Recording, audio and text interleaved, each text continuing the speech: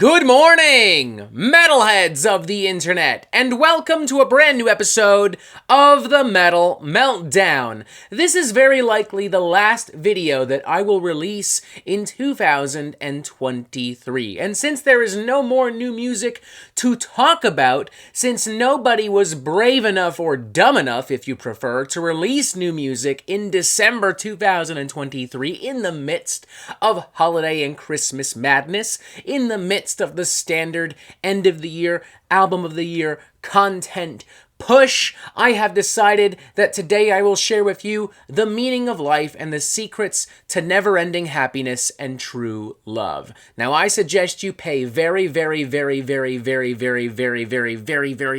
close attention, because this isn't just valuable and important information. This has the potential to change your life.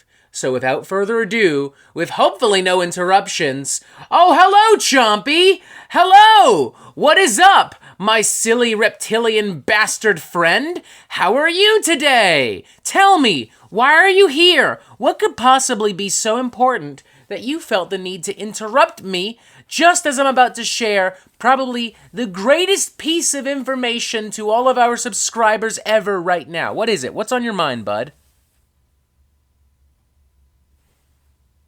Wait, what? Okay, let me make sure I understand you here, Chompy. Let me make sure we're on the same page here. You're telling me that there were bands that were brave enough or dumb enough to release new music in the midst of holiday and Christmas madness, in the midst of the standard end of the year, album of the year content push.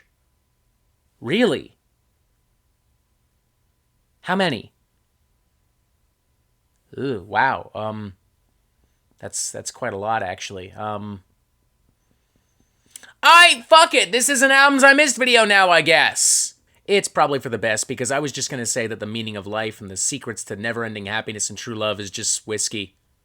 Straight up. First up, we have Inspiratio Profanus' brand new cover album from Norwegian symphonic and melodic black metal crew Dimmu Borgir. I had originally planned to review this album until I was told that this was also technically a compilation album. There aren't any new songs here, but I decided I was still going to talk about it here today because I'm not intimately familiar with Dimmu Borgir or even casually familiar with them. Like, I'm aware of their existence, but I don't think I've even listened to like a full album from them, to be honest. So as far as I'm concerned, this is all brand fucking new, so fuck it. Why not? Overall, I'm feeling kind of mixed, kind of lukewarm on this cover album. I mean, on one hand, it's cool to hear Dimmu Borgir kind of like elevate and energize like these very primitive first wave black metal cuts from like Venom, Bathory, Celtic Frost. But like when Dimmu Borgir goes to do like classic rock songs from like Twisted Sister, Deep Purple, Accept, like that's kind of where I start to roll my eyes and lose interest. I also kind of feel like these songs are a little bit too fateful for their own good. Take, for instance, Dead Men Don't Rape, originally from GGFH, and it was kind of this, like, trippy, industrial rock kind of number, and Dimmu Borgir follows it pretty closely, and all they really do is add some blast beats, which just feel kind of unnecessary and distracting. When it comes to cover songs and cover albums, my attitude has always been, if you're not doing something different or better, then what the fuck is the point? Why are we here? Why are we doing this? And consistently across this album, I don't feel that Dimmu Borgir is doing anything different or better. I feel like they're just kind of playing all of these songs as they were originally written and just adding some more blast beats or some more synths or whatever the fuck. And it's fine, like, don't get me wrong, I'm not, like, fucking bored or anything, but, like, I don't know, more could have been done here. Straight up. Next up, we have another cover album, this time from Lord of the Lost, entitled Weapons of Mass Seduction. Longtime fans and followers of the Metal Meltdown will know that I've had a somewhat hit-and-miss kind of relationship with this band. 2021's Judas was, in my opinion, one of the worst albums of 2021. I thought it was messy and convoluted, and there was a lot of wasted potential with that record. I was a fan of the follow-up, Blood and Glitter. I liked how much glitzier and glammier and sexier that record was. I thought it was much more cohesive and much more focused. And I mean, overall, I would say that I prefer Weapons of Mass Seduction over Judas. I'm still not a fan of that album. I don't care what anyone says. But yeah, I'm not enjoying this as much as Blood and Glitter. It kind of suffers from that same thing as the Dimmu Borgir album, where it's like, you're not doing anything different, you're not doing anything better. So what the fuck is the point? All of these songs are incredibly faithful to the original cuts. I mean, sure, we'll add some screaming vocals and some heavier drums and guitars. But like Shock to the System, originally from Billy Idol, Give In To Me, originally from Michael Jackson, you know, Turbo Lover, originally from Judas Priest, all of these songs sound pretty much how you remember them. And not only is Lord of the Lost playing things very safe on this album, they also feel like, hey, this album needs to go on for significantly longer than any album fucking needs to. Like, we've got 22 fucking songs here, and I'm sorry, but unless all 22 songs are like a minute or two in length, like some hardcore or thrash or grind shit, there is simply no need for an album to have 22 fucking songs. Next up, we have a brand new EP from Within Destruction entitled Rebirth. I haven't really talked about or even thought about these guys in some time, and I guess they're a pretty big band now. Like, I guess they're relatively popular within the modern deathcore scene. I know they had an album in 2022, but I don't think I listened to it. The fact that I don't remember it probably says a lot. I do remember 2020's Yokai because at the time I was very, very critical of its fusion of like trap and electronicore and deathcore and its lyrical content, which I felt at the time was you know, encouraging like self-harm and suicide, and it was needlessly edgy and over the top. I bring this up because Rebirth, by comparison, is a much more straightforward kind of modern deathcore release. And it is this way very much by design. Like, Within Destruction are on record as saying that they just wanted to make like a really aggressive, straightforward, classic kind of deathcore record. Apparently they were inspired by like fantasy video games, specifically Elden Ring, when writing the lyrics. There's some collabs here with members of other prominent modern deathcore crews like Distant and Signs of the Swarm as well. Lots of pummeling, churning beats and rhythms and breakdowns and insane guttural vocal onslaughts. A tad meat and potatoes, sure, but honestly, well-seasoned, well-cooked meat and potatoes. There's some cool, zany guitar work with some synth and orchestral little bits and pieces and garnishes.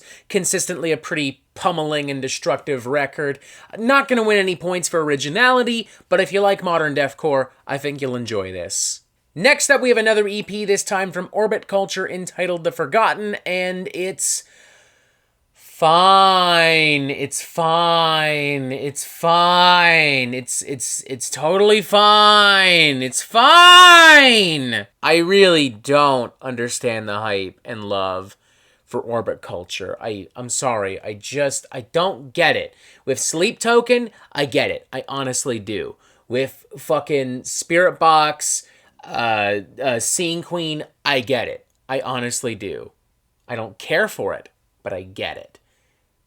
With Orbit Culture, I don't fucking get it. What is it that these guys are doing that is so successful that I'm just not picking up on? Like, I listen to this and I just hear a microwaved mishmash of the most basic elements from Lamb of God, Gojira, and The Haunted. I don't know, man. I guess if you've never listened to, like, metal music in your entire life, then maybe this is fucking mind-blowing. But for me, I'm just like, there's nothing here that I haven't heard so many other bands do so much fucking better. Next up, we have 666 from Cobra Spell, and it's cheesy and generic and kind of sleazy and goofy, but honestly, it's kind of fun. Like, it's spunky, and it's got attitude, and it's consistently dishing out some pretty fun, sexy, hard rock and heavy metal licks and riffs and rhythms. Lots of bombastic gang vocals and smooth, sensual vocal harmonies guiding the way. And with song titles like Bad Girl Crew, The Devil Inside Me, You're a Cheater, Satan is a Woman, like, it's made pretty clear this isn't exactly the most thought-provoking shit here, but I'm fine with it, you know? Like, this whole thing kind of reminds me of, like, Hailstorm, but, like, from an alternate reality where Hailstorm leans really hard into, like, the classic heavy metal image and sound. In my opinion, a little bit too long, clocking in at 50 minutes, but overall, if you're looking for a blast of old school rock and metal with some fucking girl power behind the scenes, go for it. This is for you. Next up, we have a sequel to last year's Christmas EP spectacular, A Very Deathcore Christmas with Brojob, entitled A Very Deathcore Christmas with Brojob 2. And a part of me, being the total Grinch that I am, wants to hate this. I really do. But I just can't. Like, I just consistently find myself giggling and chuckling and chortling at everything Brojob does, specifically with these Christmas EPs. It's very self-aware, very cheeky, very over the top, and honestly, it's pretty well done. Like, there's a pretty good cover of Into the Hellfire, originally from Lorna Shore here, and all they've done is add jingle bells, and on top of being, like, really fucking silly, it's honestly a pretty good cover. I Saw Daddy Kissing Santa Claus is great as well. I like how for shits and giggles they also just throw in covers of like Don't Stop Believing and Never Gonna Give You Up. And you know what? I'm not gonna lie, the aforementioned Grinch inside of me is delighted by the cover of You're a Mean One, Mr. Grinch. I can't imagine that there's much of a reason to be listening to Christmas music after Christmas, but if you can somehow whip one up, by all means take advantage of it and listen to this EP. Because it's genuinely so refreshing to not only see a metal band actually making Christmas music fun, but also not taking Christmas music so fucking seriously and just being really fucking silly and goofy and stupid with it. Thank you, Brojob. Next up, we have another EP, this time from Shabbaa, entitled Aslan? Aslan? I'm definitely not pronouncing that correctly, and I genuinely apologize. Here's what you need to know. Just like everything else from Shabbaa, this thing fucks. This thing goes hard. I've always really liked their blend of like really oppressive, brutal kind of like metallic hardcore and like death metal with like the tiniest bit of like a Death Doom kind of like underbelly and seasoning to it. There's not much to really sink your teeth into with this particular EP, but what is here is really brutal, cutthroat, bloodthirsty, pummeling. Love that guitar tone, love those grooves, love how straight to the point this whole thing is. I mean, it wraps up in like 16 fucking minutes, just like a really good EP should. To be honest, the title track here might be one of my favorite cuts from Shabbaa in a while. I just really like that slow pace, churning kind of like hardcore beat down shit, and I also like how it kind of transitions into some really punky, primitive, kind of like sludgy metal. Overall, a great little EP from a great band. Here's hoping that an even better full-blown studio album will be on the way in the future. Next up, we have Mass Cathexis 2, The Kinetic Infinite, brand new studio album from Krallice, and out of everything we're talking about today, this is, without a shadow of a motherfucking doubt, my favorite. In my opinion, Krallice and Colin Marston can do no wrong. One of the most forward-thinking, imaginative kind of underground extreme metal bands out there. They work so fucking hard. They're constantly changing and adjusting their sound and releasing tons and tons of fucking music. They're basically extreme metal's answer to King Gizzard and the Lizard Wizard. And with this album, we're going into really technical, avant-garde, death and black metal territory. Lots of synths, lots of over-the-top, hyper-technical songwriting and performance. Think Cynic, Atheist, Nocturnus, Gorguts, maybe just a little bit of Pyron, all kind of like rolled together into a fucking ball and deep fried and covered in like a rich sauce, and you're kind of in the right ballpark here. This one really flew under the radar for me. I didn't even know that Krallice had released a new album until like very, very, very recently. And that's a shame because had I known earlier, I honestly might have done a full album review. I mean, this thing is fucking dense, and it's so fucking exciting. Had I gone ahead and done a review, we'd be looking at a 4.5 out of 5. I mean, it's just twisted and unpredictable and so fucking cool. I mean, at one point, the entire lineup, they all just start switching fucking instruments. Like, they literally switch things up in the middle of the fucking album. Next up, we have Carceral Warfare, sophomore studio album from Jarhead Fertilizer, featuring both current and former members of Full of Hell. This is just some nasty, noisy, brutal fucking death metal with shades of death grind, hardcore, industrial hip-hop, tons of noisy samples and beats and sections. It's in your face, super brutal, both lyrically and sonically, dealing with like the menace and horror of war, gruesome street level violence, police brutality, the prison system. Like, this is an album that isn't just disgusting, it's also disgusted with the world around it and everything in it. And it makes for some seriously satisfying shit. Like, every riff hits, every vocal guttural and belch is just like gnarly and like boils up everything inside you. It's big, it's ballsy, it's uncompromising, it's genuinely provocative at times. Very often, brutal death metal is just all muscle and nothing else. This actually does have a little bit of like fucking brain and soul to it.